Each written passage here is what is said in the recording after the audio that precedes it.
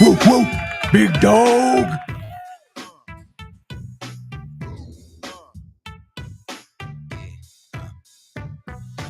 What up, everybody? Paul Abernathy here. Welcome to a wonderful Monday morning here as we get our week started at Coffee Hour. My name, again, is Paul Abernathy. If you've never joined me before, where you been? We've been doing this for quite a while, and I've been podcasting and doing videos for dang near over 20 plus years, back before it was even called podcasting. So, or even using video, I guess, even before YouTube was even a thing.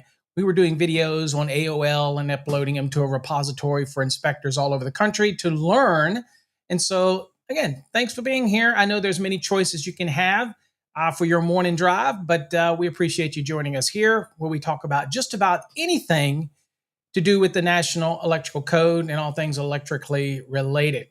Also, I'll remind you, this weekend we did drop a couple podcasts. One is a very personal podcast for a gentleman who sent me something. He's going through some stuff in his life, and we kind of addressed that in thoughts and prayers, as well as I think I did some other episodes on a couple other topics that people have sent me. So again, make sure you go check those out. They're available any of your favorite listening platforms, or you can do it through the mobile app, our free mobile app that's available on our website.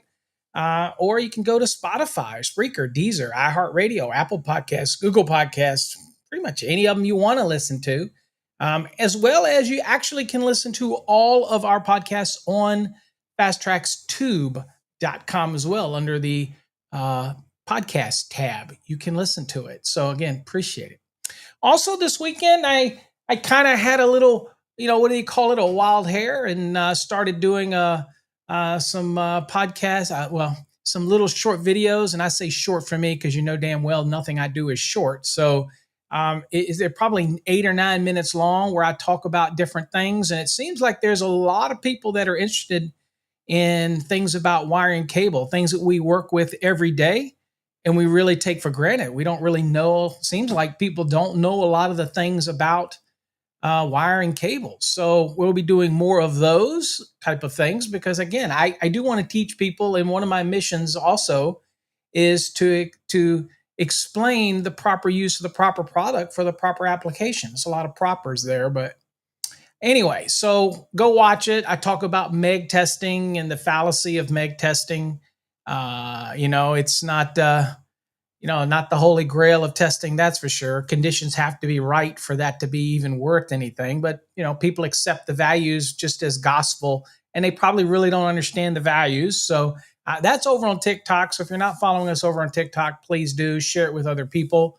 You're not going to get jiggling boobies on my channel. You're just going to get code. So deal with it.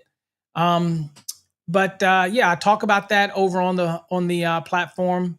And talk about a bunch of things. But today, we're going to be talking about wire in general. We'll be talking about nomenclature of wire, conductors, and answering any questions you may have on that. I will actually show you, since we're talking about wire, I will show you a little bit about some flame testing and flame rating. A lot of people don't understand the various tests that get done on wire. So we'll be kind of talking a little bit about that. Very general today, going to be light.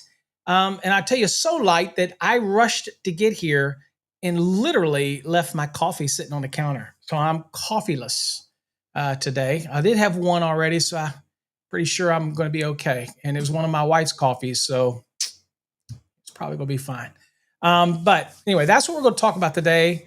So if you have any questions, please feel free to put them in the comments. And again, as always, I live vicariously through you folks. So do me a favor in the comments, whatever platform you're on, except for TikTok, where I can't answer comments directly on TikTok. Any other platforms, our Fast Tracks 2 platform, our YouTube platforms, the LinkedIn platforms, or even Facebook. I'm typically at Master the NEC at all of those. So, and we do this every morning at 8 a.m. Eastern time. So if you do have questions, make sure you bring them. And if I can't answer your question online because it just needs more detailed thought, then remember you can submit your questions over at paulabernathy.com. That's our portal that allows you to ask me questions directly without having to worry about email or getting lost in email or IP addresses being blocked, because we do have a problem with sending emails, for example, to MSN type of hosts like Hotmail. You might have trouble getting an email from us in Hotmail. Live.com, we have trouble getting emails from us there. Outlook seems like they bounce our emails to Outlook. All of those that are owned by MSN seems to think that we're doing nothing but spamming you. So if you register on one of our products for one of those email addresses, then chances are you might not get our emails. Doesn't mean you can't get in your program. It just means you can't do like password resets and stuff, because it's just not gonna recognize it, that type of thing. But other than that, is what it is. I can't control what MSN does and how they block an IP from a server. I can't stop that. Oh, by the way, remember to visit fasttrackstube.com to watch some of the videos that we launch over there. Again, every day when we do these coffee hours, they will be uploaded over there, stripped down so you just get the core content, and they will be over in what we call the coffee hour series. So there's a tab there for the series. So check it out there. And as always, #win, uppercase, lowercase, doesn't seem to matter. We'll get you in on the spin. Everybody say hey to Buzz. And make sure you go read Buzz's Adventures. I think this week, episode 3 drops for Buzz. We'll see what he gets into this week. Obviously, it's electrically related. It's lighthearted. And we'll see if his arch nemesis, Arc Flash, gets involved today. Or maybe even in the 3rd episode, they introduce his sidekick, Ampy. I don't know. We'll see. You never know. But anyway, thanks for joining me today. Again, let me know who you are, where you're from in the comments. I can do a quick shout out to everybody. And then we'll get into talking about wire today and the nomenclature on wire, and answer some of the questions that people have about wire, that type of thing. You know, we take it for granted. We use it every day. And, you know, people ask great questions. They say, you know, bending radiuses for single insulated conductors. What is it? Is there one? What does the CTUs mean? Is that different? Is there a different test for it? People ask about, what does the THHN mean? What does the T mean? What do the H's mean? What does the N mean? If it's THHN, THWN-2, what's the W and the N, and what's the -2, and RHH, RH, all kinds of questions that people ask about wire. So if you've got questions you want to ask about wire, today's the day. Ask those questions, okay? Let's see. Let's do some shout outs real quick. What's up, Paul? Glad to have you here. Jonathan, glad to have you here, my friend. Welcome. Thank you for joining the show. Santana.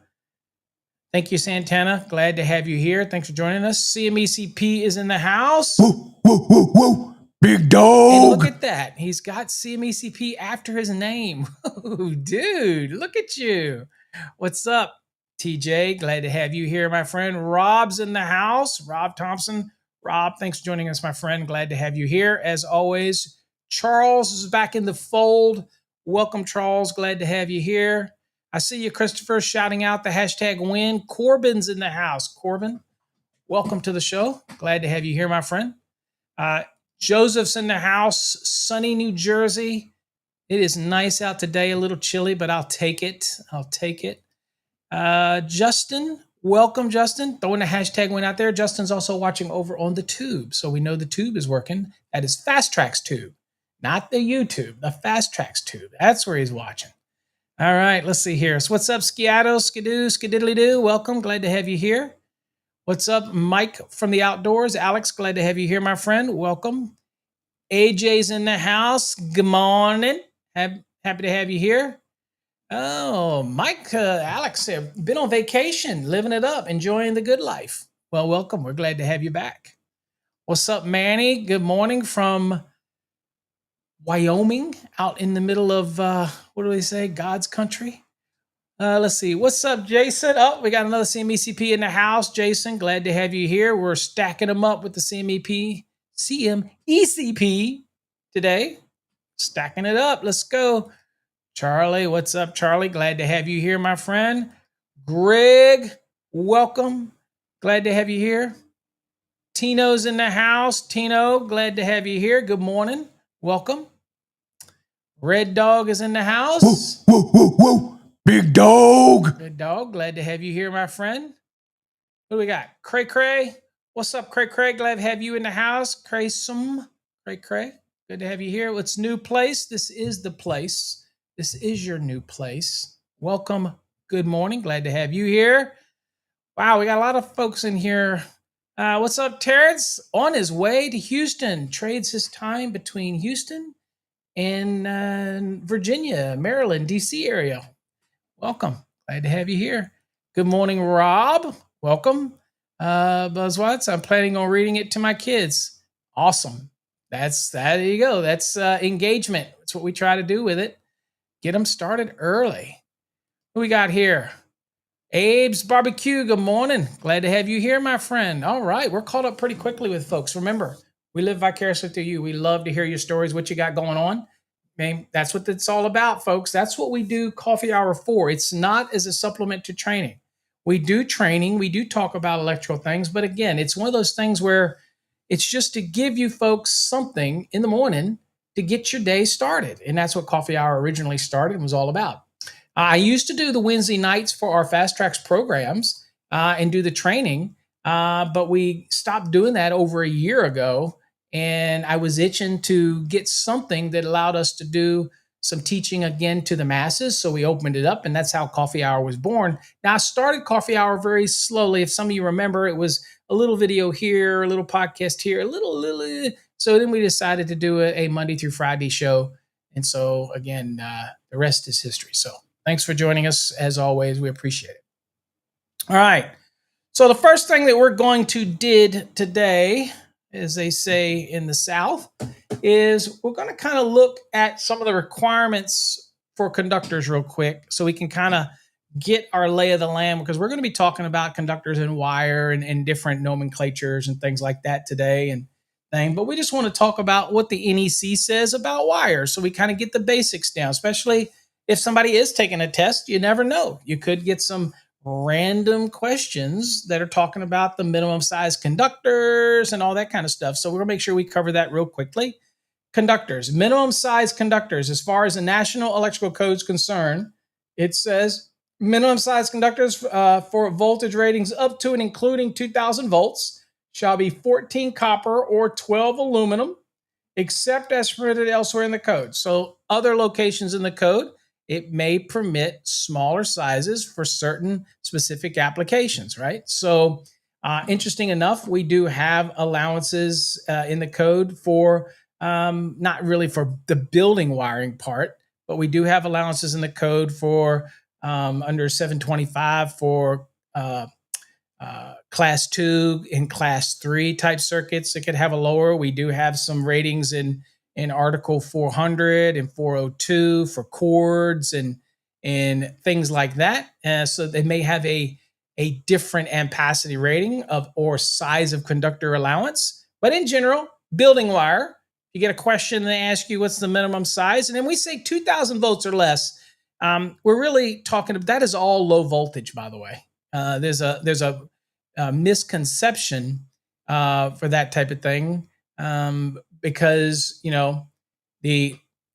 everybody thinks low voltage is like 50 volts and something like that. No, 120 is low voltage, 240 is low voltage, 277 is low voltage, 480 is low voltage, all that type of thing. AJ, why is XHGW the preferred wire for ISO panels? I couldn't tell you. It's probably due to specifications, probably some other specification out there. I can tell you that cross-link polyethylene or XHHW, typically, it's probably going to be -2, but it is a thermoset, so it doesn't melt. So it is a higher temperature tolerance than a thermoplastic would have. But if it's in certain applications like that, it's probably in operating rooms, probably something to do with the standard for the healthcare standard that they're working on. I don't think that has anything in NFPA 99 about that, but it's probably just something that the engineers want.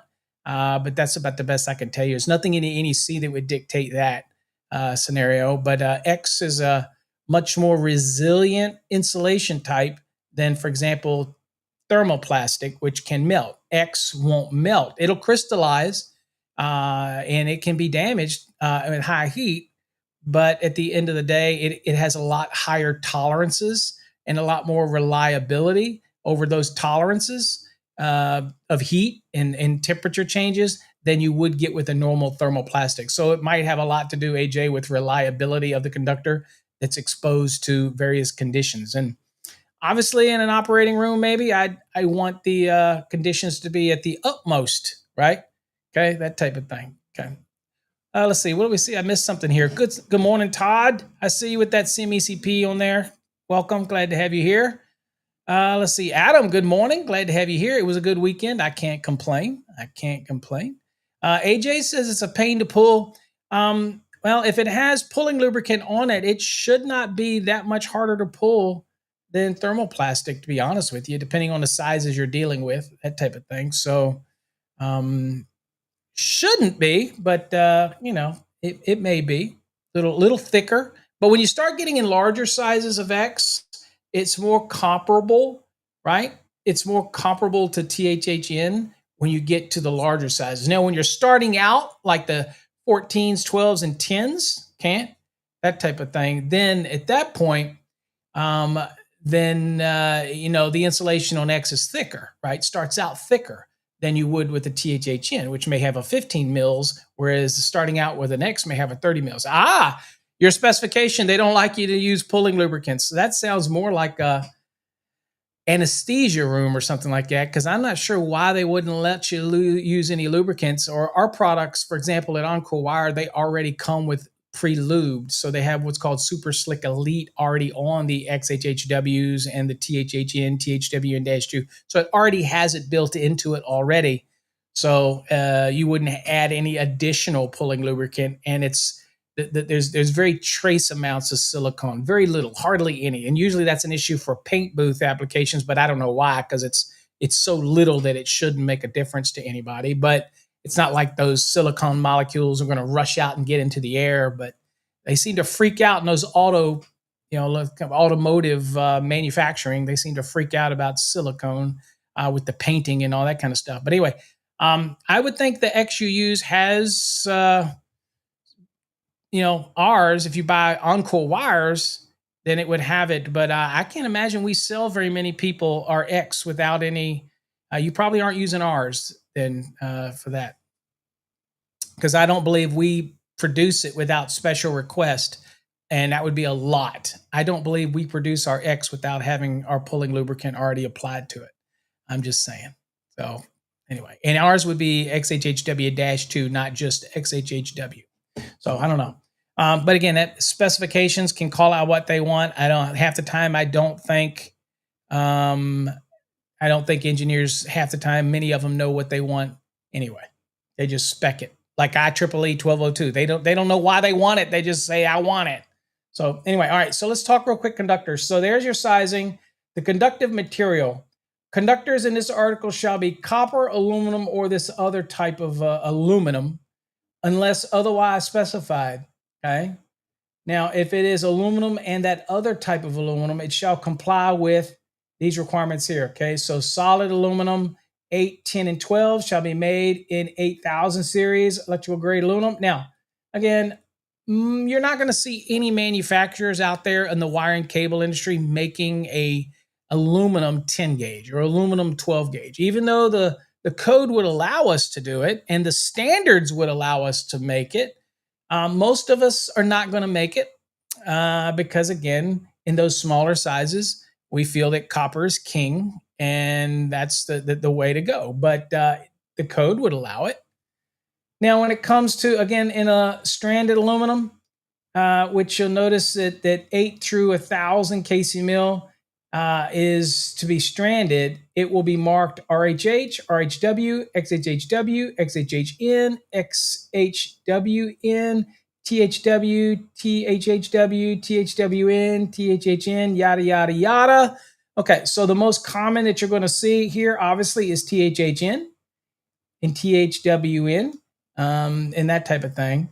Also, when it comes to SE cables, whether it's the SER or SEU, then you're going to see that that's going to be an 8000 series aluminum. Obviously, y'all know that 1350 alloy aluminum can't come in a building. Doesn't mean it can't be outside from the transformer to the point of attachment, that's fine. It's outside of the building, and that's 1350 aluminum, and that's typically what's used in service drops, for example. But if you're going to be in the building, then you're going to have an 8000 series aluminum. Okay, that type of thing. And I'm not going to get into that product. We'll just skip it. Stranded conductors were installed in raceways. Conductors 8 and larger shall be stranded. Get that question a lot. Now, people say, well, Paul, don't they make a solid 6, which is larger than 8? Yes, they do. Okay. But it also goes on to say, unless specifically permitted or required elsewhere in the code to be solid. And that might be an example where it's requiring something to be solid in the code in a larger size, right? Like an 8 gauge, if you're putting a perimeter around a pool, you do an equipotential bonding in 680, for example, it's going to dictate that it's an 8 solid that goes around the pool that's creating the equipotential bonding grid, that type of thing, or the interconnecting grids, then that's different because the code is going to call for that to be solid. Other than that, your wire that's going to be pulled in raceways is going to be stranded. Obviously, easier to pull, more flexible, makes it through all those bends without. If you tried to pull solid through a long run, when you're getting in 8 and larger, then what happens is as it goes through the bends, the sidewall pressure, as it's being pulled because it has no forgiveness, that as it goes around a corner, it's going to have undue sidewall pressure, and that's what's going to damage your insulation. And if your insulation breaks down, then you're going to have problems. You can have issues if water gets in it, and you could have a fault. It might do nothing if it's even damaged, and if it's just sitting in a raceway and it's not touching any metal, it's not going to do anything. It'll still run. It'll still be there. You could have damaged conductors in all kinds of raceways out there, and it's not going to cause any problem until it comes in contact with a conductive component. And water itself is not conductive, but again, there's so many impurities in water that it creates a conductive element in it due to what's in the water. Okay, we're not talking distilled water here. Okay, we're talking usually most water has some kind of elements in it that is going to potentially cause it to be conductive at some point. Anyway, so that's that. Now, insulation. This is what we talk about here. It says insulated conductors not specifically permitted elsewhere in the code to be covered or bare shall be insulated. So we have applications where, for example, in 250.118 for equipment grounding conductors, it says that they can be covered, they can be bare, or they can be insulated. That type of thing. So again, they're permitted. So we start out with conductors having to be insulated, and then there's other areas in the code that allow, for example, SEU.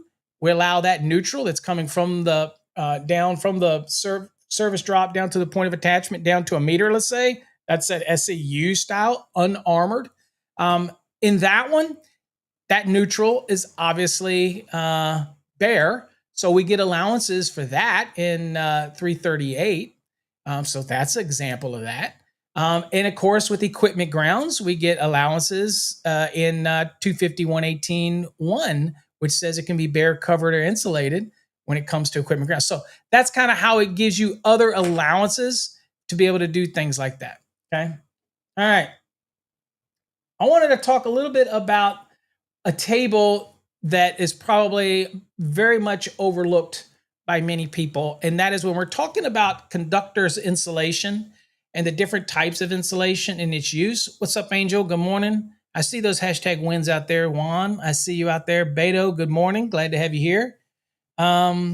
So you need to know that there is a table there that actually can give you some really good information on the different types of insulation. Some of them you probably have never seen before, that type of thing. Okay. So, but if you're wondering, if you've ever wondered, and I'm finding that a lot of people don't go to these tables, is right here in 310.4. Now, this used to be 310.104, depending on what cycle of code edition you're in.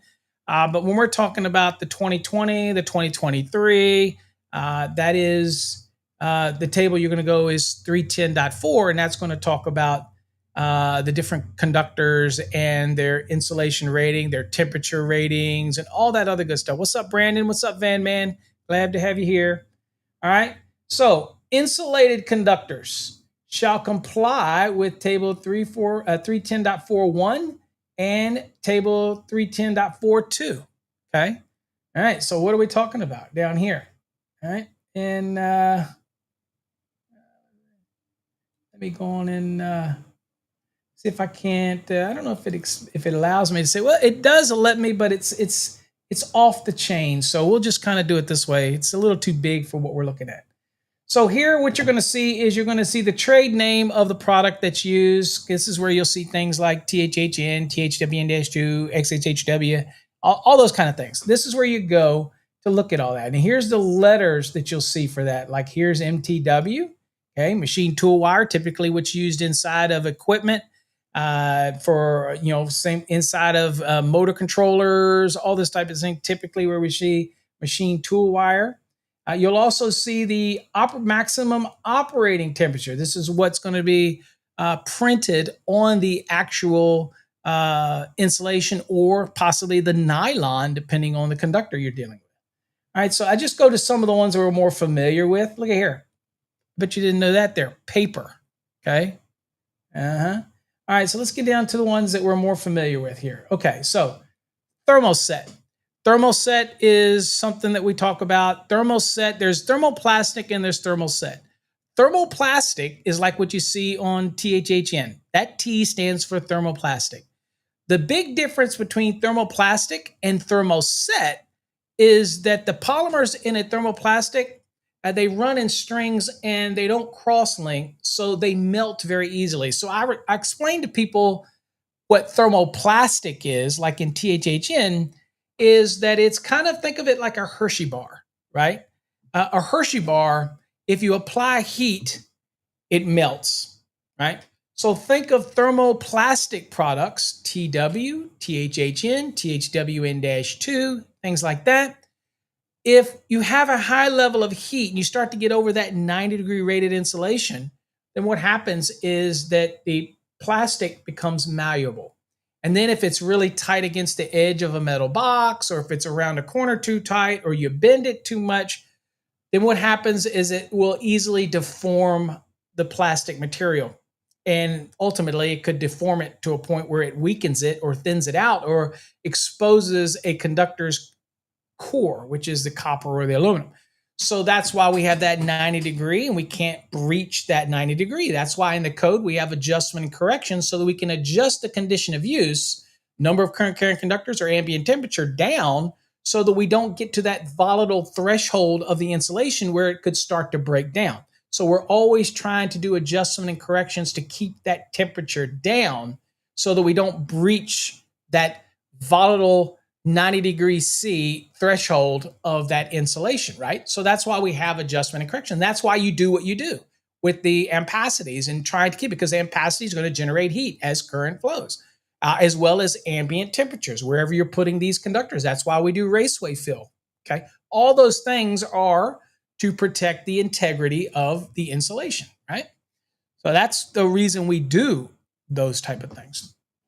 So now this example of thermoset, okay, is, and also when you think of thermoset versus thermoplastic, thermoset is where the polymers interlock, okay?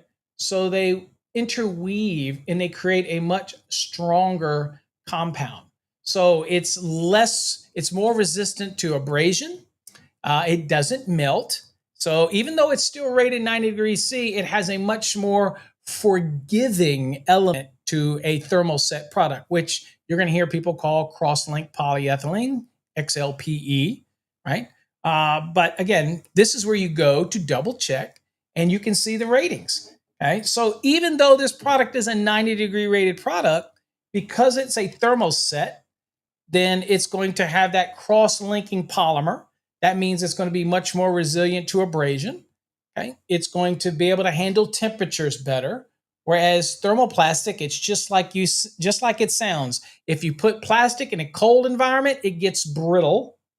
Makes sense. And if you put it in a hot environment, it gets kind of slushy, kind of melty. So thermoset can go to much lower temperatures than what a thermoplastic would go to, and it can tolerate higher temperatures than what a thermoplastic would. So we have more of a cushion, if you will, a safety cushion with a thermal set than we would a thermoplastic. Well, the thing about that with an electrician is that I'm still got to realize the 90 degrees and I can't exceed the terminal and temperature limitations of 110.14c anyway. That's why you do what you do. But at the end of the day, those are built-in safety factors that we have to take into consideration. So also, THHN or THWN-2 or those thermoplastic products are not as good in environments where they're going to have long-term exposure to moisture. Are they rated wet location rated? Yeah, THHN is usually /THWN-2. There's a W there. Wet location rated. In a raceway, underground, perfectly fine. In a raceway, above ground, perfectly fine. That's a wet location.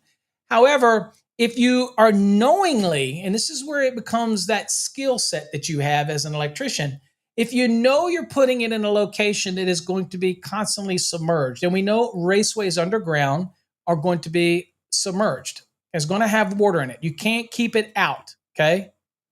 Okay, so, Angel, you may have, but I don't jump and send everybody their stuff when they send it right away. You got to wait for us to send it. Okay, it's just you got to show patience, right?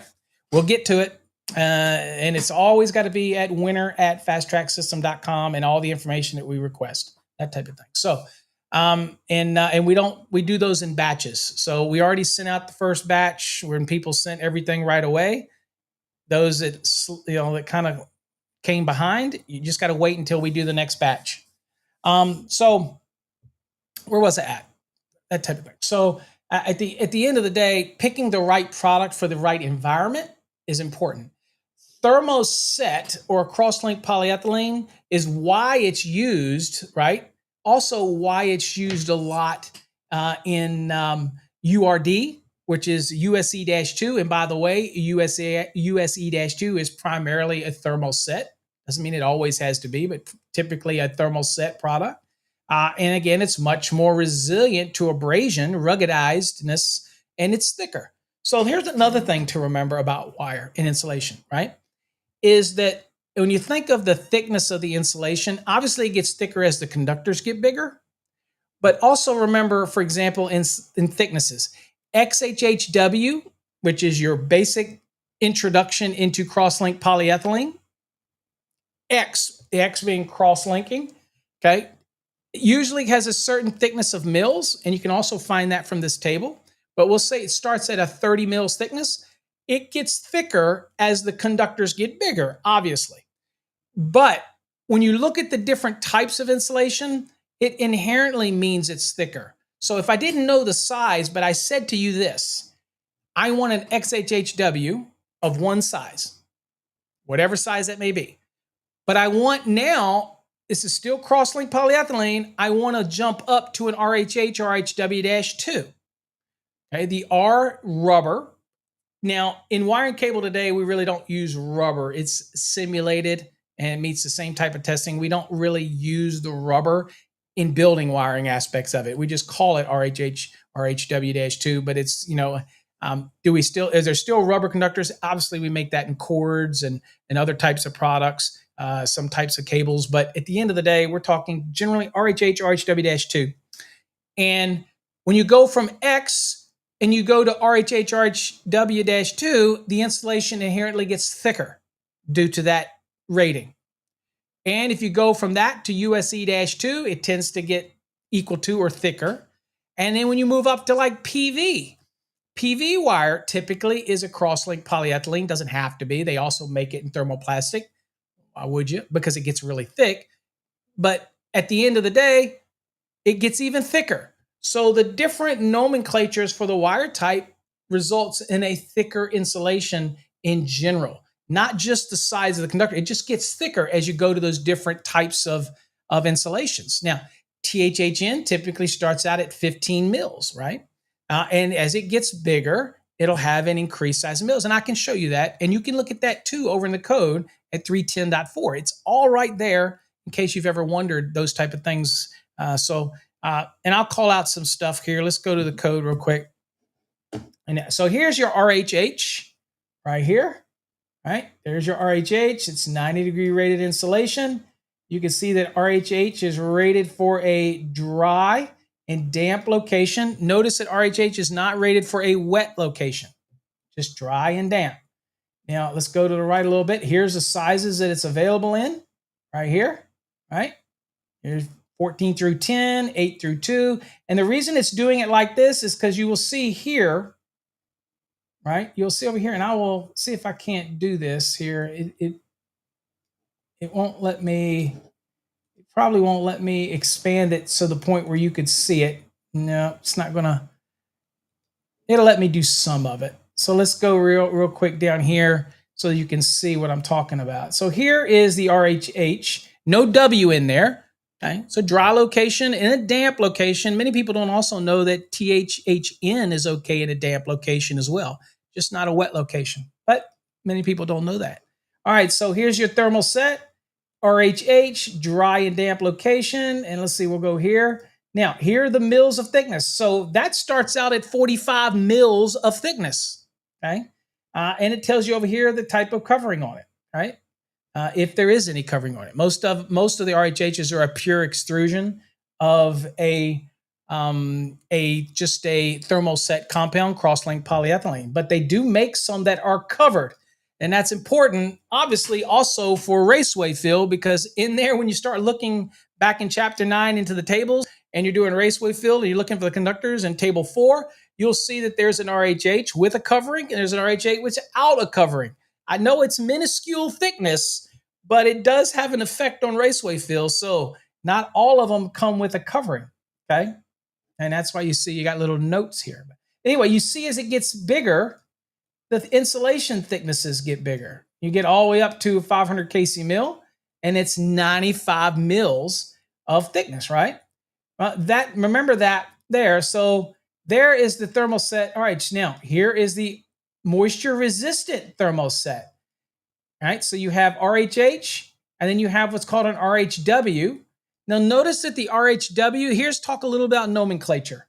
Okay, rubber, heat, wet. RHW. Okay, rubber is a synthetic rubber-ish type of compound. It's still a thermoset compound. It's still a cross-linking process, that type of thing. There is no such thing as THHN2. They don't make a THHN2. They make a THWN-2, but there's no THHN-2. All right, so there that. Now, notice this -2 on here. Notice the difference. RHW is 75 in a dry and wet. However, notice that you can get it as RHW-2 and it's good for 90 in a dry and wet. So if there is no -2 on it, then it's only good for 75. Remember that when you're doing an exam and they give you exam questions and they want you to do different things and you want to know what I can do an adjustment and correction from, especially if you're using the tables 31015B1 and you're saying, which do I use? Which column do I use? 60, 75, or 90? It's all based on the insulation's rating. And so if I were to grab an RHW, then I could not do an ampacity adjustment on this from the 90 because the insulation is only rated 75. So it's so important to remember that when you're taking an exam. What are you actually looking at? And I think more and more people just say, oh, I got XHHW. And they don't realize that if they had XHHW, then they would be limited. And they say, well, what do you mean by limited? Well, let's go down and look at XHHW really quickly then to explain that. So here's XHHW right here. Notice that it is 90 degrees in a dry and damp location. It has 2 H's. The X stands for cross-linking or cross-linked polyethylene. The 2 H's stand for high heat. So if you see wire and you see no H and you have like a TW, then that means it's 60 degree rated insulation. If you see 2 H's, it's 90 degree rated insulation. If you see 1 H, it's 75 degree rated insulation. The only trick to that is if they throw this -2 onto it. If you throw the -2 onto it, it kicks that conductor's insulation up into the 90 wet or dry. Okay, and it doesn't have to say damp, because if it's good for wet, then it's fine for damp. You know what I'm saying? In this scenario. So that's the big difference between XHHW. It's good for 90 in the dry and damp, but it's only good for 75 in the wet. Even though it has those two H's in that W, it's still only good for 75 in a wet location. You have to be looking for that -2. That's what's going to tell you it's 90. And again, the only reason that matters, and for engineers and design professionals, is that we can do ampacity adjustment and corrections from the temperature rating of the conductor. And there's a big difference between using the amps in the 90-degree column than it would be using the amps in the 75-degree column to do our adjustment and corrections, because we could end up with a conductor that ain't worth it can't carry enough current to even handle what we started out with, or the load that we need to handle. So it's important that we understand that in the nomenclature, that -2 means something, okay? Now let's go back up here real quick and look at THHN. Probably pound for pound, the most popular single insulated conductor out there. It's a thermoplastic, okay? Okay, so it's a heat resistant, so it's a high heat, 2H. So T for thermoplastic, H, 1H would be heat, 2H's, we say high heat in order to get you to understand that it's a 90 rating.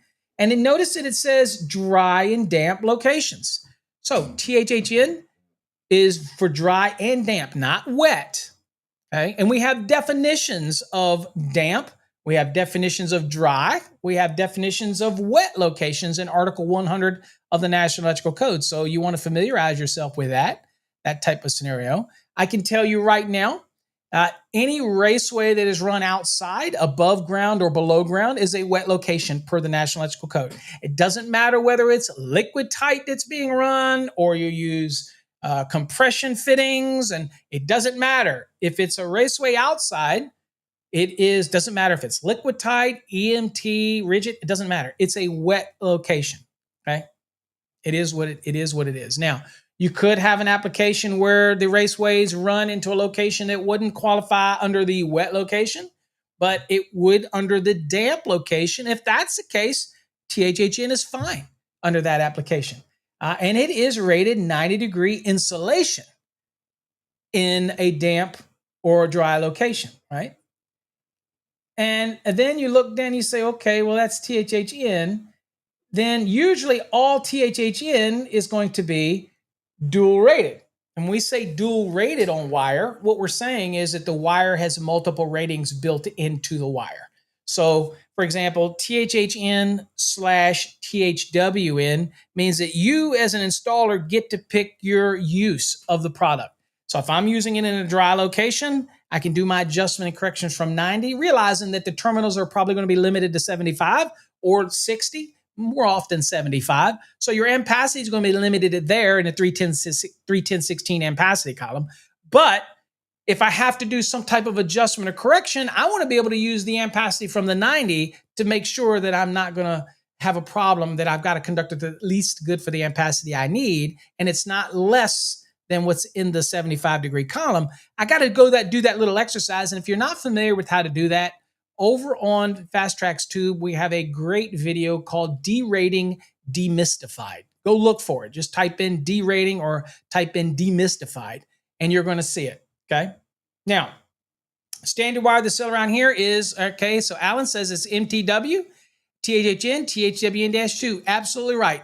That allows that product to be used as machine tool wire, which has its own rules and various standards. I think that it's UL 79, but it has its own rules that it has to meet, and limitations and temperature ratings. Okay. For example, if we want to use it as MTW, then we could go up here. Let's see here. We've got MTW. Let's see what the limitations on it if we want to use it as MTW.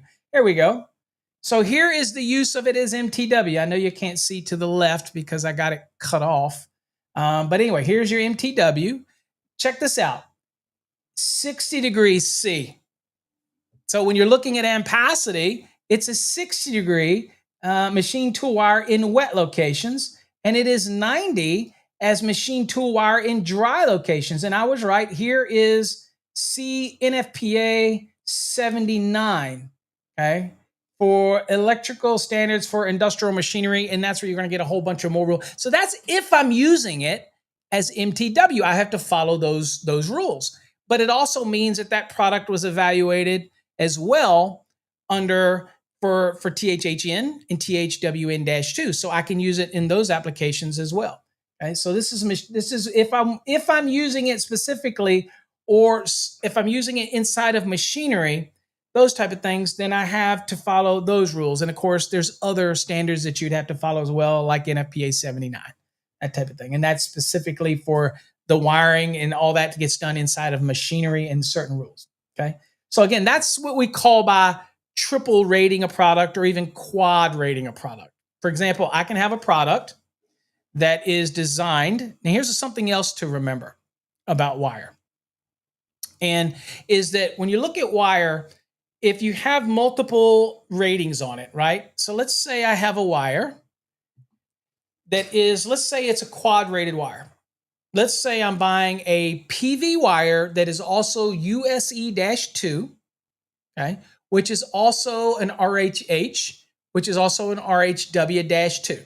Well, right away, you know that what you're looking at is a thermoset product. Even though PV wire could be thermoplastic or thermoset, because of its other ratings, the RHH and RHW, which you know is a thermoset, okay, because of, USE could be other types, but we know that that traditionally is a thermoset, a cross-link polyethylene where the polymer molecules cross-link and bind together to add rigidity to it and strength to it. So looking at that, we can say, okay, so if I'm using that wire for a PV application and forget the other markings, it may have a voltage rating up to 2000 volts. And I can use it at 2000 volts for going, for example, from array to array. I can even use it at 2000 volts, up to 2000 volts, where it goes from an array underground to an array that's maybe on a rack that's out in the field. And you say, well, aren't you using it as USE-2? No, I'm still using it as PV in a PV application. And it's evaluated under UL 4703, means it also is evaluated for direct burial if it's marked as such. So I get to still take all the advantages of that higher voltage for that application because it is associated with a PV application. Not if I'm going to take that product and not use it as PV. Now I want to use it because a company makes a product that has all those ratings on it. I now want to use that as USE-2 as an underground service entrance because we know RHH and RHW-2 can't be put in the ground. That has to be in a wiring method, right? Like X has to be in a wiring method, XHHW or THHN. They have to be in wiring methods, right? So I can't use the RHH, RHW, so I have to use the USE-2. Well, that under UL 854, that has a voltage rating of only 600 volts. So I can't use it for over 600 volts if I'm using it as USE-2 because that's how it was evaluated. Doesn't mean it won't probably work, but that's just how it was evaluated, and you got to follow the listing. So then you say, well, I'm not using it as PV. I don't want to use it as USE-2. I want to use it in a raceway because I like the extra thickness or an engineer specified it out. Then you can use it as RHH or RHW-2, depending on your condition, what you're dealing with. Most of the manufacturers will take their RHH, RHW will be at least 1,000 volts. And in some cases, it can be evaluated up to 2,000 volts for that as well. Most manufacturers, like us, our RHH, RHW-2 is rated at 1,000 volts. So in one conductor, in insulation, you have it rated for either up to 2,000, up to 600, or up to 1,000, all in one conductor. And it has to do with the specific standard that it's evaluated to and its condition of use, where you're actually going to use it. That's going to have a lot to play with that, right? Okay. So just want you to know all those little nuances when it comes to the different insulation types. Okay. Now, with that said, I do have kind of something to show you a little bit. So all of these products, and I know this is hard to see, so bear with me. All of the products that are made, wire and cable, has to have some type of flame testing done to them because these conductors go inside of a building. They don't all have to, but majority of them, when you're talking about these type of products and the insulated products, that they're going to be installed inside of a building. So there's various types of flame tests that get done on that wire. Now, the manufacturers can provide you what's called a product sheet. Now, many people call the little sheet that the manufacturers give you, they call them cut sheets, or they call them a specification sheet. First of all, let me clear the air here for many people. When a manufacturer from a wire and cable gives you a sheet, it is not a specification or a spec sheet. It's a product sheet. We'll put whatever we want on there. Okay.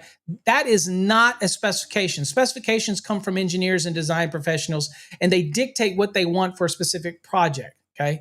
So they are not specifications, and everybody calls them, and we even call them that, which I try to get them to change.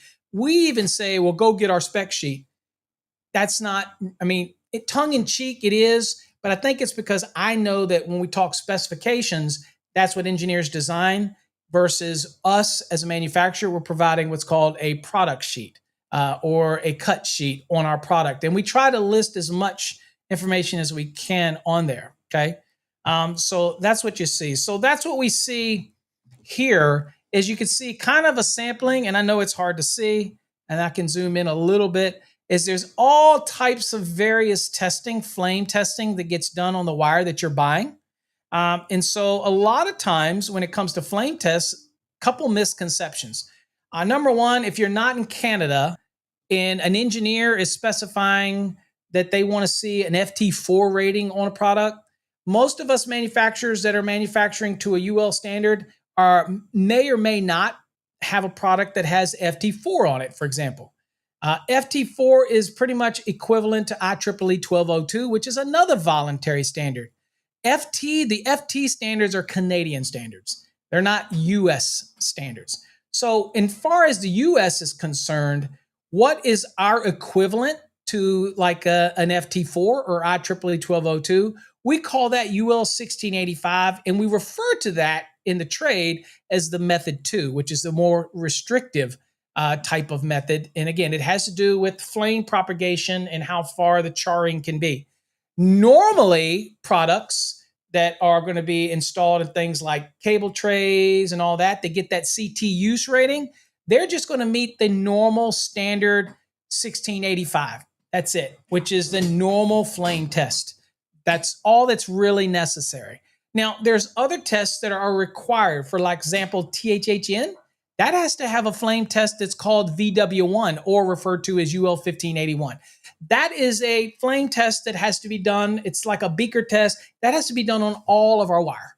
Okay, not every time. It gets done to test it, to make sure that our compounds are mixed right, that it's going to pass, and then it stays on file with UL. Now, at any point they want to pull a sample of ours and test it. If it fails, that means that we didn't uphold our standard or our commitment to keep it at the same level that passed the test originally. So again, a lot of people think that wire and cable manufacturers test every piece of wire. There are tests that do get done, and there's quality checks, but no, you can't test every piece of wire that you make.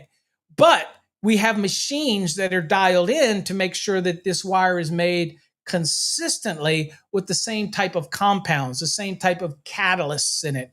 Okay, all those things, the flame retardant compounds that are in it, certain level of clay, certain level of antimony, all kinds of stuff that are put together in certain proportions that are consistent every time. Okay, but that's the flame test, and all conductors that go through. So I had somebody call me the other day and said, Paul, is your product FR XLPE? And I'm like, well, what do you mean? He says, well, is it flame retardant?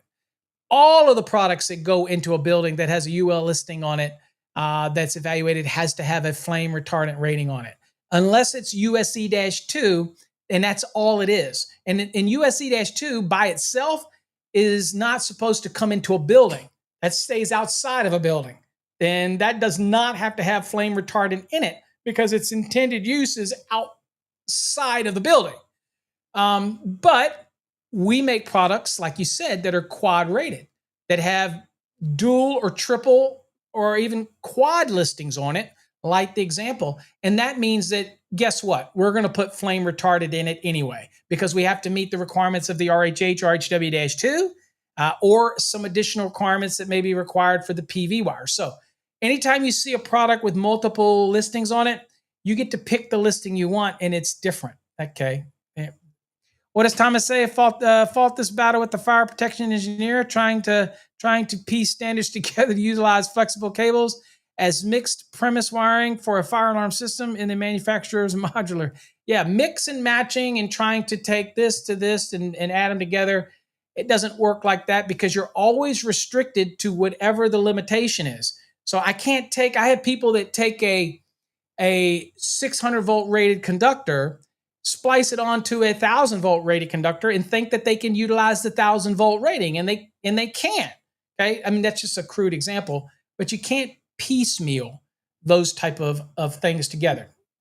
Now, for folks out there who have cables or conductors 1 gauge and larger, they get put in a cable tray, and we say, 1/aught and larger, they could put in a cable tray. That is not only dictated by the National Electrical Code. That's telling us that we have to meet that threshold of 1/aught and larger. But it also has a lot to do with the test standards that we're testing for in order to get the cable tray rating, so it can be used in a cable tray, and that is part of flame testing, and that is a typical UL 1685 flame test. Now, some engineers want it to be IEEE 1202 equivalent or FT4 equivalent, not realizing that the IEEE standard is not a standard we're required to adopt. It's voluntary. It's not required. Or neither is the FT4 in the United States. So what they're really asking for is, I want a UL 1685 method 2 test done on that. And they probably don't even know why they want it, because you really don't need more than a UL 1685 when it comes to flame propagation. We're only talking differences of feet. And I'll show you that, right? Because again, I'm pretty sure that most people don't know these things. But anyway, here's your flame tests, all the standard tests.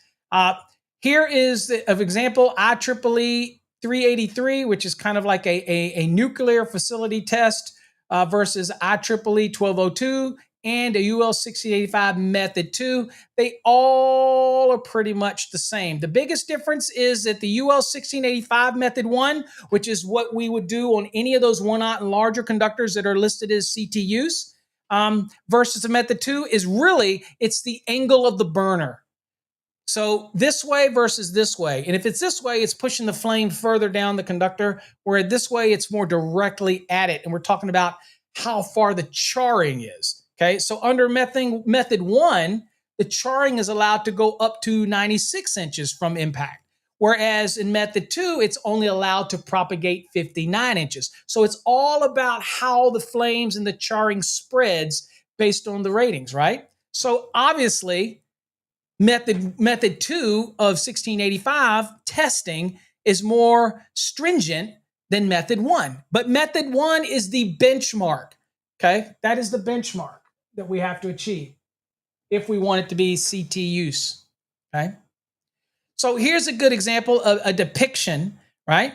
So you see here, I'll zoom in. So this is the burner test. This is a flame chamber. We test these all the time at Encore Wire. We have a flame chamber. It's kind of cool if you ever get a chance to see something like this. And so we strap conductors into a ladder rack, and we blow a flame onto it for a specific amount of time, and we look for charring, okay? So maximum char height, as you can see here. So when it comes to charring, as the heat starts to tear up this insulation, it can go here up to 8 feet, okay? Whereas a more stringent test, you'll notice down here that the charring here, again here, 96 inches, the flame is 18 inches up. Well, notice over here how it's a little different. The maximum char here is 4 feet 11 inches. And you'll notice that the burner is at a slight angle. And you'll notice that the height is 12 inches versus 18 inches. And the apparatus is still the same, 96-inch apparatus. And the charring here can't exceed 4 feet 11 inches. Whereas over here, the maximum char is 8 feet. Okay, so that gives you a good visualization of the strictness of the test. Now, how do these get achieved, by the way? You're saying, well, isn't it the same wire? I mean, how do we achieve this? It all has to do with the catalysts and the compounds that are added. And that's why your wire costs more, because it has more catalyst in it, more flame retardant properties in it in order to achieve a higher rating. Okay. So don't assume that all wire that you buy is IEEE 1202 or FT4 or UL 1685 method 2. But if it says on it that it is for CT use, then there is a 100% probability that it passed the basic flame propagation and flame testing. Okay. So anyway, kind of a visualization. So you kind of see how they're tested actually in a lab. And be honest with you, that's exactly how it's done. A 12-inch wide ladder rack that is put this way. And this is how the flames are done. And this flames will rise up. And again, you get a lot more charring allowed in this versus this. Now, at the end of the day, this is why I tell engineers that they seem to get wacky about things that they don't know what they're talking about. In the vast majority of installations, why are you asking for IEEE 1202? Why are you asking for FT4? In the scheme of life, the difference between, yes, it's almost double, but it is not enough that's going to be widespread and cause a rampant issue in the installation. Charring is charring. And so, again, the only other thing that I will say is obviously the more charring, the more off gases, the more fumes, the more smoke. So obviously those type of things are controlled. But at the end of the day, I don't know why in majority of the specs that I see that engineers put out that they demand IEEE 1202 or FT4. And first of all, they're demanding it in jobs that they really should be specifying the UL standard rather than the FT standard, or even the IEEE standard, because again, IEEE is not really an enforceable standard. For us, it's all about the UL standard for the product. We test our product to that standard. We don't test our product to IEEE or anything else. And if it's not a Canadian or getting a CSA rating, then we're not going to test it to that as well. So just saying. But hey, to each his own. We'll accommodate you. All right, let me get this back. All right, so this is an example of THHN. Again, it's 14 through 1. It has a VW ring. Here's a nomenclature. So this is what's printed on the wire. Now, I know this is hard to see, so I will zoom in. But I want you to see, for example, solid conductor sizes 14 through 10. This is what's on it. And I'll just kind of zoom in. THHN or THWN-2. See this GR2? So this is a gas and oil rating. So here's something that many people don't know, that our THHN, there's various optionals. Like, for example, there's a PR rating that's a requirement. Then you have optional oil and gas ratings that you can put. And there's a level 1, there's a level 2, if you will. Most all of the building wire today, or all of us on our THHN, THWN-2, will get a GR, either a GR1 or GR2. We'll get a GR rating. That is going to be a gas and oil resistant rating. That is with the nylon on it. And so if you do an installation and the nylon cracks on it, that is okay, because the nylon is sacrificial. And I've said this many times before. It's nylon on these conductors that have the N right here. See this N right here? This N? Conductors that have that nylon covering that's extruded over the insulation. First of all, nylon is not an insulation. It's just a covering.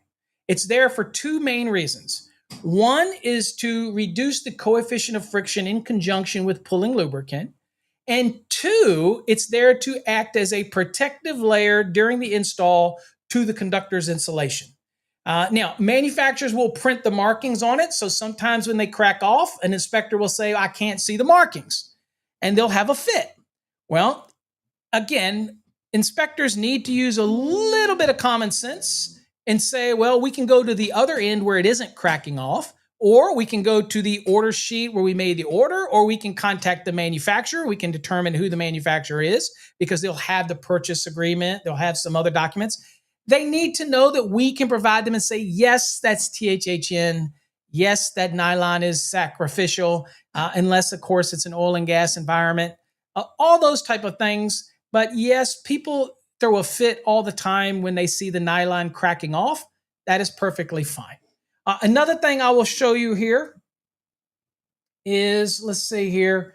So you'll notice that this product right here, the 14 through 10, you'll notice it doesn't say anything in here about CT use, right? All right. So then you go down here, and here's 6 through 1, right? You notice it doesn't say anything in here about CT use, right? Notice when you get down here to 1 through 1000, right? Then you'll get down here and you'll notice that we'll put on there FT4, IEEE 1202. We'll put all that on there because we do know that the vast majority of the people don't understand. Plus, this product is also CUL, means it's also available for use in Canada, where they would be using the FT4. All right. So you see all of that information on here. And again, you can see that even this is also used as AWN, which is appliance wire. So there's applications for use inside of appliances and things like that.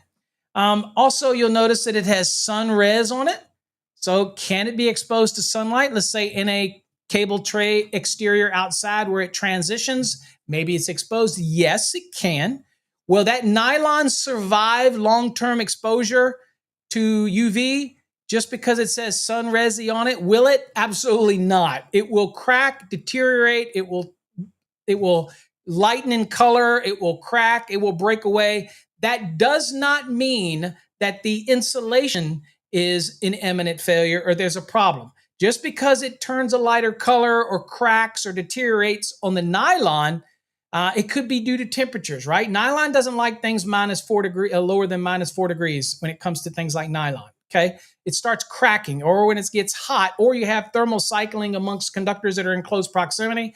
They generate heat, and there's a lot of temperature swings, cold at night, warm in the day, cold at night, heat conductors like in data centers, and it can cause the nylon to crack. If the nylon cracks, many people think that that's where the sunlight resistance goes away. That is not true. It's only 4 mils thick. Think about it. When I go buy an awning for, let's say you're doing an awning for your porch and it has UV protectant in it. After about 3 or 4 years, aren't you replacing that awning because it's gotten brittle, right? Same with tarps, things like that. Well, the reason is that it does have UV protector in it, stabilizers in it, things like that. But it, the sun and its radiant rays is pretty damn tough on things. So the nylon is there again, adding an extra level of protection. However, there's a higher level of UV protectant actually in the insulation than it is in the nylon. Okay. So the conductors are still fine. They may lighten up in color. Some people say, well, I don't like the look of it. It gets kind of lighter in color. It's not as vibrant. It doesn't mean that it's imminent failure. It does not mean that the UV stabilizers in it are not doing their job, because they are. They're fine. Okay. But again, a lot of people's misconception when it comes to things like that. All right. Let's see what else. And here you see, oops, hold on. I'll go there real quick. Here you see the CT use in 1 and larger. Okay. That type of thing. All right. There you go. All right. Interesting fact that in the National Electrical Code, people say, well, in a cable tray, I'm not allowed to put single insulated conductors in there unless they're 1 and larger. That is true, provided it's an industrial environment, because again, you can't just put single insulated conductors in any cable tray you want. You can put them in a industrial establishment, then you're allowed to put single insulated conductors in there. Don't get me started on that code violation that people do all the time. But at the end of the day, did you know that the equipment grounds can be as small as 4 gauge if you're running them in a cable tray? And also, did you know that that can be a bare, or it can be insulated, but it does not have to meet the same requirement as 1 and larger for that application. It can be a 4 gauge. And so you can find all those rules back in 392. Yeah. All right. So anywho, Paul says, if an awning material I install lasts forever, I would be out of business. Yeah, I know. That's the question that we get, Paul. Everybody will ask that question. They'll go, hey, how long will this last? What's the lifespan of something? Will it last forever? And the reality is it can say sunlight resistance all at once on something. Is it going to last forever? It is not. depending on where you're at, the temperatures, changes in temperature. No, it's not. Okay. Let's see here. All right. Where are we at here? Let's kind of look through some. So here's an example of the VW1. So all THHN, THWN-2 have to pass a VW1. Now, I will tell you, VW1 testing is basically like a Bunsen burner test. You've seen the Bunsen burner when we were all in school, okay? But I can't even pronounce it. It's Turil burner. Anyway, it's a burner that's positioned at a specific angle, 20 degrees, and it burns onto the single conductors. And there's a certain amount of charring that's allowed. And you have a little flag taper that we put on there. Basically, it's like, I'll just say it's like painter's tape. And it basically indicator tape, and you can only have it extend up a certain length. Now, that's a flame test for wire, okay? And it's required on THHN, THW-2 type products, okay? And so, again, it is applied for only 75 seconds. And basically, we follow the rules in 1581. And if it passes that, then it gets what's called a VW1 rating. Now, I'm telling you right now, and most people don't know this, is in order to even think that you're going to get an FT4 rating or an IEEE 1202 rating or a UL 1685 method 1 or method 2 rating for flame propagation or flame spread or charring, your product's going to have to meet VW1 to begin with. Now, when it comes to XHHW-2, this is optional. But I can promise you that when XHHW-2 does get those ratings, and again, that's optional for it to get rated as the IEEE 1202 or to get that extra rating as a FT4 or 1685 method 2. If you choose as a manufacturer to do that on your X product, which is not required, but if you choose to do that to get that enhanced rating, then it's going to have to pass the VW1. There's no way it would not pass the VW1. And that's because of the amount of catalyst that has to be put in there. The clays, the different compounds, the flame retardants that get mixed into the pellets as it gets made, then that's what's going to stymie the spread of this flame or the charring. Okay, so again, they all work together. It's actually quite amazing if you get a chance to talk to the chemists and the people we do all the time. We have a lab at Encore Wire. I don't know if y'all are familiar with Encore Wire. Pound for pound, Encore Wire is probably the largest wire and cable manufacturer in the world. Now it is because Prismium, which is the parent company now of Encore Wire, which works in multiple countries all over the world and are the leader in large, medium voltage and high voltage and intercontinental cables. They acquired Encore Wire, and they have testing facilities all over the world. And Encore Wire has a state-of-the-art testing facility with flame chambers, and we are constantly, those are great guys over in that flame chamber, over in our R&D, great folks. And again, a lot of money was put into testing. And not because we had to sell wire, okay? It's because it's the right thing to do. You do everything right, and you got to remember that our products could be pulled off the shelf anywhere in the country, at any supply house, at any time by UL and tested to make sure that they meet compliance. So if we were to produce something and try to fool them, and then later on they were to pull a product of ours off of a shelf and test it, which they do, okay? It's a random testing program they have. If we fail that, just imagine the ramifications of us having to take and pull that wire from listing. Means we couldn't sell it. We're not into that, okay? So we'd rather test the wire frequently, put it through all kinds of tests to make sure that we are still making what we tell them that we're making. Trust me, wire and cable manufacturers don't want to play with that. We don't want to even touch that. We don't want to risk having that marked because all wire is required to be listed. If you lose your listing, we can't sell wire or cable. So you can bet you can trust a manufacturer, okay? I'm just saying because we have a lot to lose by doing things wrong, okay? It ain't like pulling wool over anybody's eyes We spend millions of dollars to get that little mark that we put on our product to help you feel safe, that type of thing. Okay. Now, here's where people get confused, right? When they hear about the flame tests and we talk about 1685, the horizontal flame test, it says our 1-aught and larger says IEEE 1202 and FT4, and it doesn't say UL 1685. This is where people get confused with flame tests. It says there are 2 methods of compliance for cable tray installations under UL 1685. And that's why you're trying to get that CT use, by the way. It says the first is method 1. It's a less stringent test than method 2. However, to use in a cable tray, individual conductors must be 1-aught and larger, and they have to pass the base test. The base bare bones UL 1685 method 1, like you guys saw, 8-foot char, straight on burner, that's got to pass that, okay? Right out the gate, it automatically has to pass that. So you know it's got flame retardant properties in it right out the get-go. It's got to pass that. Next, it says method 2, which is, again, remember the burner gets moved at an angle. It's closer to the ground, okay? So you don't have less air coming in to push anything, but the burner's at an angle, and you can only char it to 4 foot 11 inches, okay? More stringent means that you can't have this char or this spreading of the flame, right?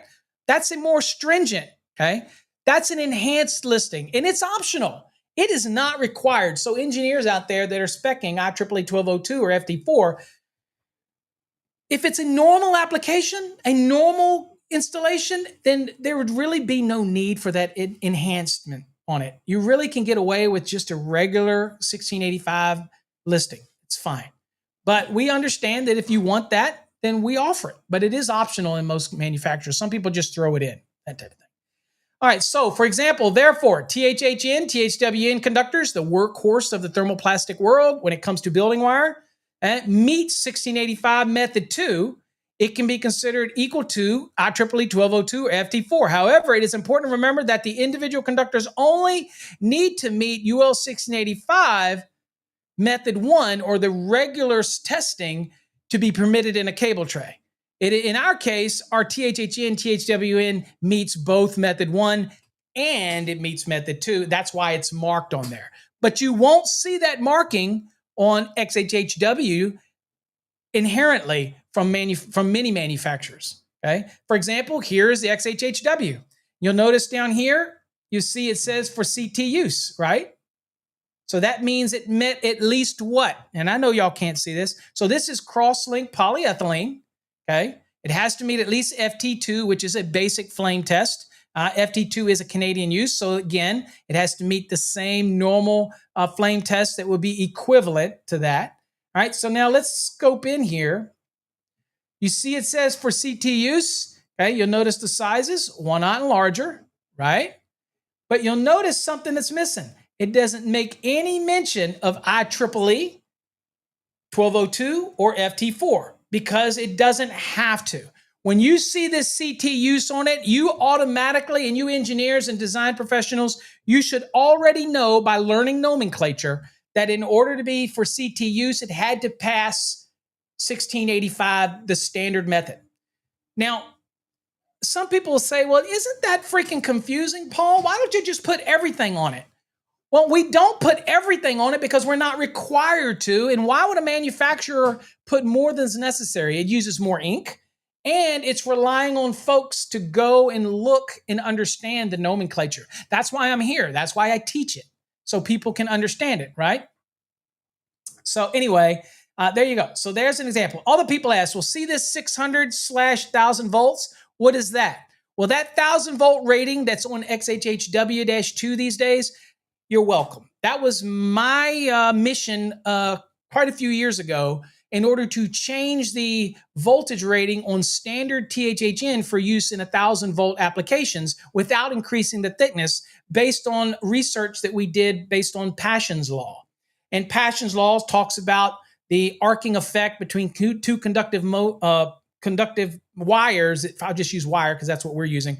Wire, and where it takes a certain amount of voltage to ionize the air and cause an arc to take place. And the gapping is the determining factor And it was determined that there was enough insulation on X that even remotely near another conductor that you would not have that arcing at 1,000 volts. So insulation could adequately handle 1,000 volts. So we tested it at 1,000 volts, and I got strict pushback from other manufacturers. But Encore Wire was the first ever to have a 1,000 volt rated XHHW. Now, why is that significant? For me, it was one of my missions to say, you know what?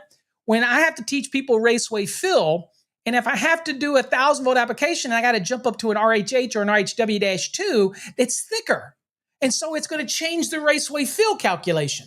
And I wanted you to be able to pull XHHW off the shelf and do a standard raceway fill calc without having to go to a bigger raceway or change the calculations how you've normally been doing it using the same insulation thickness that it was for 600 volts. It's now the same for 1,000 volts. So that was kind of my mission, but I had to convince people at NEMA, and then we had arguments back and forth, and I argued with my competitors, and y'all know how I love to argue.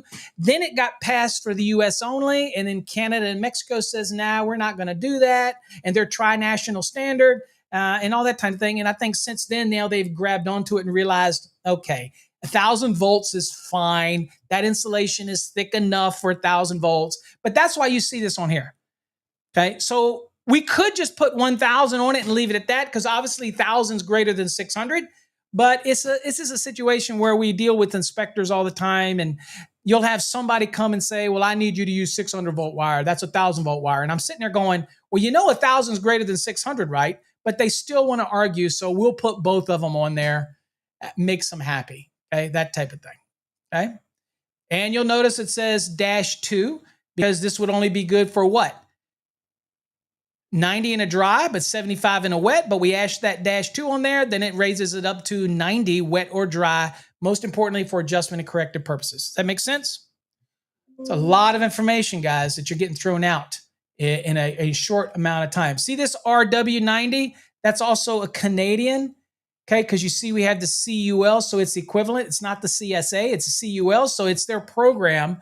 Whereas we pass in the US, it can be used as in Canada as well as RW90. Okay, that's what that marking is. So the FT2 test is a horizontal flame test. It is actually the minimum requirement for thermoset, much like the VW1 is for thermoplastic. Okay, so you'll see it's required for all these types of standards. Okay, but remember VW1 and IEEE 1202 or FT4 are also known as 1685 method 2. And again, when it comes to cross-linked polyethylene conductors like this, X, optional, not required, okay? Be careful. All right, and this is a different standards and different tests. And here's our PV wire. For example, you see PV wire, okay? And you notice that PV wire has direct burial. And here's a good example of this PV wire. Look what it's rated USE-2, right? Or it's rated RHH or RHW, right? And here's the difference. This one right here is just RHH, RHW, and USE-2, whereas this one down here is actually quad rated. You see here in the nomenclature, it's PV, and it's USE-2, and it's RHH or RHW-2, and you see the voltages. Actually, I'll show you. We go through the process of, we'll even give you the voltages on here. Notice that RHH, RHW, and RHH, 600/1000, because our RHH, RHW is good for 1,000. Our USE is good for 600. And then you've got your PV wire. In this smaller size, it's 600 volts. But if you look down here, you'll see that our PV wire is good for 1,000. Or 600 is USE-2, or 600 or 1,000 is RHH, RHW-2. Get what I'm saying? Okay. All right. And of course, I won't go into MC cable and that type of thing. We'll talk about that on another day. All right, hopefully you got something out of it, the nomenclature. So remember, if a summary takeaway. Let me go back to me. A summary takeaway is T stands for thermoplastic. 1H is 75, 2H is 90 degree rated insulation. No H, like a TW, would be 60 degree rated insulation. Okay. Remember that the W is a wet location. Wet is good for damp. Okay, but you also have THHN, which is good for damp or wet location. A damp or dry location. rated 90. If you want to install it in a wet location, then it's got to be THWN-2. Okay. Or I guess you could find THWN, but again, why would you look for THWN-2? You really want to make sure that if you have an adjustment correction that you're doing it from the 90 rather than the 75. So that -2 makes a difference. Trivia for today. Did you know that non-metallic sheath cable, when you see the -B on it, all that -B is telling you that the conductors inside of the non-metallic sheath cable are rated 90 degrees C. That's what that -B means. So you might see it in the code as NM cable, and you got to go over into part 3 for the construction to see what the -B means. But basically all it's saying is, hey, by the way, those conductors in that non-metallic sheath cable are rated 90 degree rated insulation because it has an NM-B on the sheathing. And you're thinking, oh, great, that means I can use it at 90 degrees because it is 90 degree rated insulation. Yeah, for adjustment and corrective purposes, but at the end of the day, you're stuck in the 60 degree column. Where does it tell me that? 334.80 of the NEC. Y'all know that. I don't need to tell you that, right? All right, anyway, that's a bunch of information about wire, cable, flame ratings. Take the time to look at 310.4. Look at the different insulation types. It'll show you the insulation thicknesses and mils. It'll give you some ideas of the temperature values for a product in case you didn't know. Electricians, we always have to be keenly aware of our condition of use, where we're going to be using a product. Then we need to step back and say, okay, is that the right product for the right installation? I can tell you some tips right now. If you're going to be installing conductors in a location where the chances are that the wire is going to be submerged all the time in a raceway, we're not talking about outside on the wall, which again, gravity is going to take effect.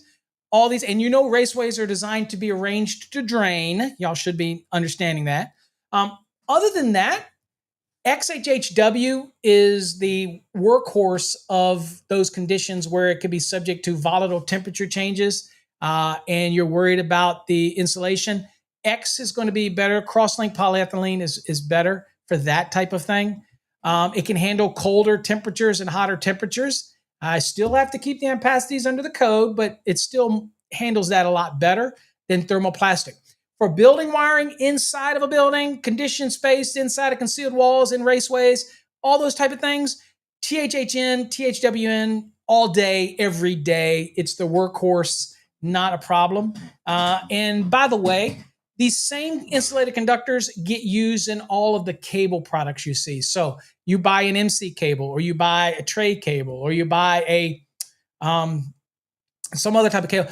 All of those conductors inside of it are made exactly the same way. They get evaluated. So the UL standard for thermoplastic wire is UL 83, right? And that gives you the guidelines. And of course, we test that to UL 2556. That gives us some test parameters, mandrel tests and all this, impacts and all this stuff. But then we also have the thermoset products like XHHW, RHH, RHW-2, USE-2 when it is a thermoset product, things like that. We test that to what's called UL 44. Now, remember, when it comes to nurdles, there's what's called a UL ANSI test, which all of us manufacturers follow to make the wire. But then we have to test it, and that's a totally different test, and UL is not the only one out there.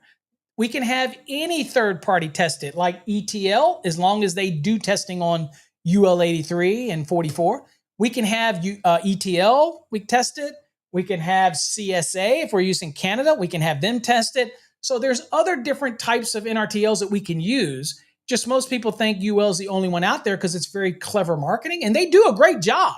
But there are other options out there, not just UL, okay, when it comes to third-party testing. So we all make it in accordance with an ANSI UL standard, means they came together to design the standard, right?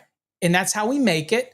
Once it's done, and before we can sell it to the consumer, it has to be third-party tested. And that's so we can put that little mark on it, and we get to pay per foot to put that little mark on it.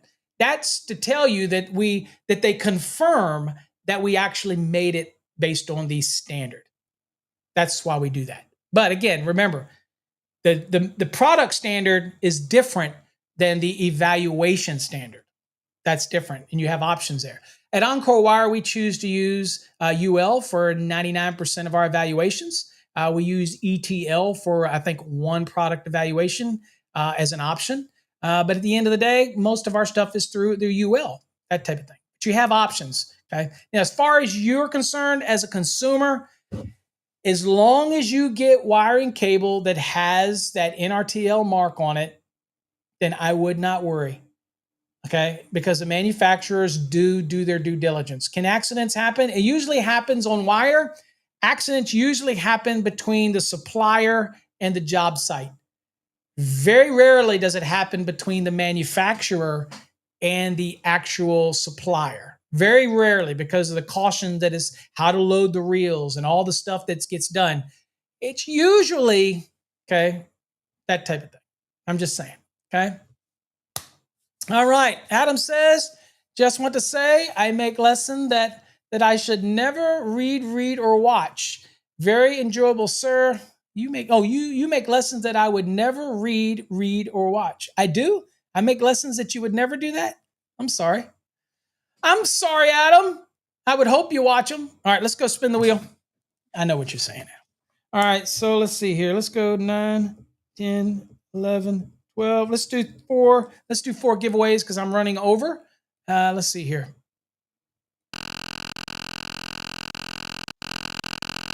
And I'm also doing series on TikTok, guys, where I'll be explaining how we test wire. For example, sparklers. Everybody thinks that we take wire, we don't. We use what's called sparklers. They're the little BBs that are hanging on these little strings that the wire runs through as it's being made. And if there's a damage to the insulation, current is running through these little beads, right? And these little beads, it can be anywhere from 7,500 volts up to 20,000 volts running through these little beads. And if a piece of wire is running through it and there's a nick in it, then these beads, it will cause an arc, right? And that arc will cause that wire to get kicked off if it's damaged. So as a manufacturer, we get options. We can run it through a sparker or we can dunk it in water. We choose to do a sparker because it would take too freaking long to do it the water test because we make millions and millions and millions of feet. It would just take too long. All right, Santana, you are in the drawing for the Slate Coaster. Congratulations. Good luck on that. All right, let's see here. We definitely over-engineer it, AJ, because again, we know that the wiring cable is the lifeblood of an electrical system. Nothing works. All right, what's up, Bill? All right, Bill. What here, Bill? Butts, you are in the drawing for, you got the instant win for the exam prep question. So, Bill, email us at winner, WINNER, at fasttracksystem.com. Let us know what your username is over on fasttracksystem.com. If you do have an account over there, if you don't, register for a free account. And then let us know what the username is, and we'll dump that in your profile so you can practice those questions. It's just you're a CME-CP, so these should be easy. But again, they keep you fresh, keep you engaged, and that's important. All right, let's do another one.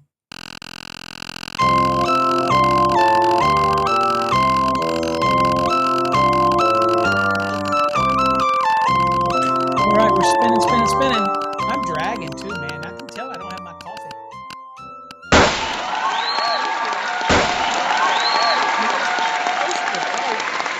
Francis, you're in the drawing for the Slate Coasters. And for those that have not seen the Slate Coasters before, there you go. They're available on our website, but they're cool. My wife is very thankful now that I don't put drinks on the coffee table. There you go. She was like, about time you did that. All right. So I've got you down for the Slate Coaster drawing. We're rapidly approaching September 30th. Okay, so here we go. Another drawing. And for all of you that missed out last time and you resent your information, we are doing engraving this week, so hopefully we'll get caught up on everything and get you all squared away.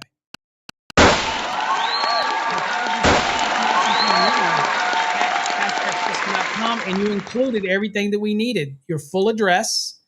If it's a product, we need your full address. And if it's an engraved product, we need to know what you want, whether it's the master or the journeyman, and what name you want on it and that type of thing. So it depends on what you want. We can't read your mind. Okay. And we're not going to go hunting through other emails or from paulabernathy.com. You got to send them, and you need to let us know what you win so we can match it up. Although we do have records, all that stuff has to be done. You got to follow rules. Okay. I know you electricians don't like to read instructions, but there you go. All right, Tino. And here is Fast Tracks Tube. If you already have a subscription to Fast Tracks Tube, we don't stack them. It just starts from wherever you're at, and it goes another year. So if that's what you have, it's from the point where we upgrade you. It's not like a year. If you already have a year, we don't add another year onto that year. It's just immediately from where you're at, you get a year. Okay. So I had people that said, well, Paul, I've been subscribing for 6 months and I want a free year. Do I get to go my rest of my year and I get another year? No. It starts from that 6 months, you'll get a year. So basically, you're going to get 6 months free because you're going to get a whole nother year. So you'll get an additional 6 months. You get me? All right. So that's now. If you don't want it and you have Fast Tracks Tube already and you don't want it, we'll spin again. And if I miss you because we leave and it's a delay, then you can let us know on another day, or you can email me and let me know that you want a free spin, or you want a Fast Tracks Tube and you want to spin again. That's fine. We'll spin again. All right, one more. We'll give one more spin today, and I'll let you folks get out of here. Appreciate you coming as we just have a casual conversation about wire. Hopefully you've answered any questions you may have about wire.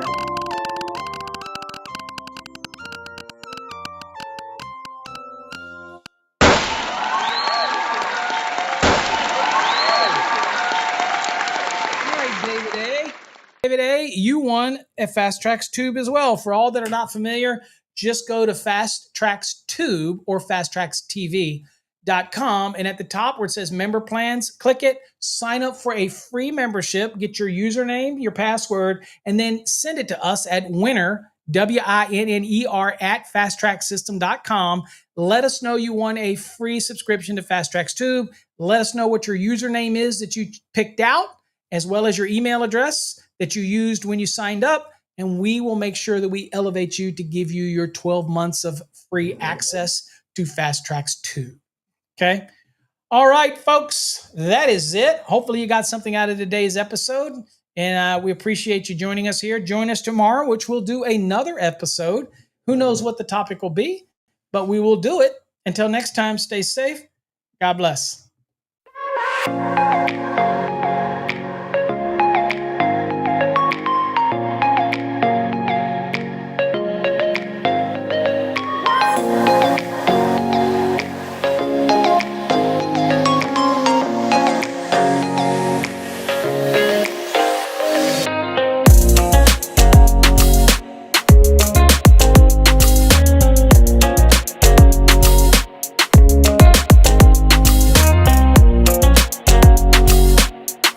You know, I don't do this half the time. I'm like, who sticks around? Who sticks around and listens to Paul? Well, guess what? We're going to spin the wheel again. Okay. For all of those that stuck around, let's go.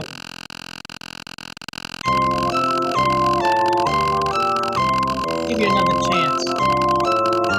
For those that popped off, you left too early.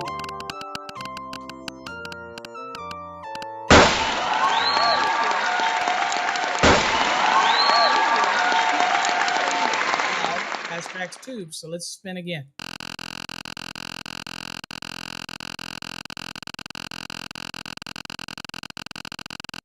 Let's go. Remember, guys, if y'all have topics for upcoming shows, just go to Paul Abernathy. Dude, what the hell's with this wheel? Spin again. I am right now. But if you have other topics you want me to talk about, things in the industry you didn't know about, certain uses, applications, anything weird, do me a favor, go to paulabernathy.com and let me know what you think would be a great topic. All right, Rob, let me make sure. Let's see here, Rob. Let me double check real quick to make sure you didn't already win that. Because I don't know. Hold on for a second, Rob. Hold on here, Rob. No. Okay. I don't see it. Maybe you did, but I don't know. Okay. I don't see it. So, Rob, I've got you down. Rob, melting toast. I got you down for a 2023 G&B drawing.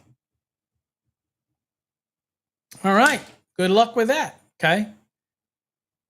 I know, need to beatbox.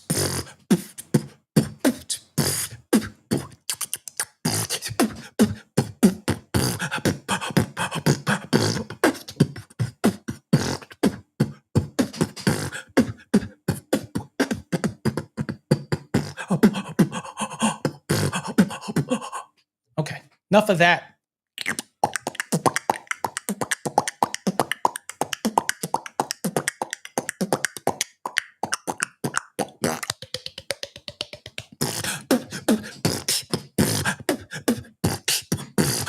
Okay. Enough of that, guys. Dude, they all left that and missed it, but y'all got to hang around for that. This old ass man doing beatboxing. And not even half the sounds I can make, buddy. You should hear me after 5 cups of coffee. Dude, I got all kinds of sounds coming out of me. All right. That's too much information. All right, folks. Take care. God bless. We'll catch you on the next episode. There is no other electrical educator like me. I can promise you that. Okay. That might be good or bad, but at the end of the day, I'm real. I keep it real and I try to teach you what I can. Take care, folks. God bless.